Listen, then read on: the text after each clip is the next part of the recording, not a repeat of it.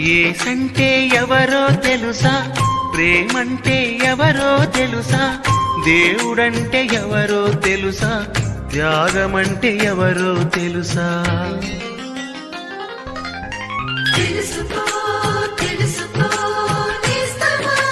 ప్రభువైన యేసుక్రీస్తు వారి సర్వోన్నతమైన నామంలో పాఠకులందరికీ హృదయపూర్వక వందనాలు తెలియజేస్తూ ఉన్నాను.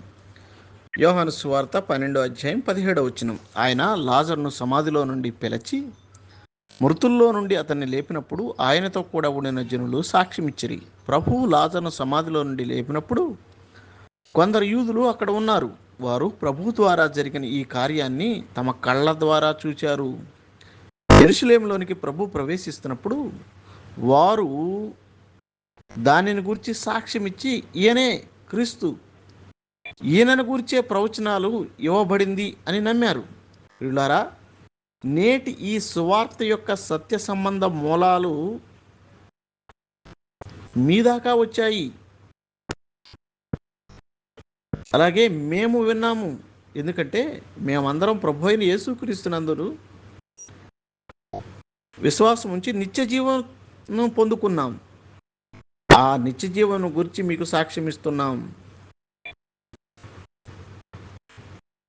మేము కూడా ఒకప్పుడు మీలాగే పాపములు అపరాధముల చేత చచ్చిన స్థితిలో ఉన్నాం.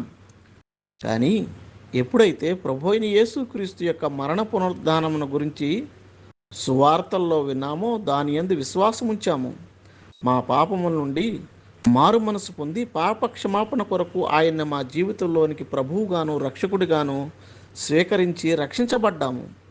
చావుగోతు నుండి తప్పించబడ్డాము.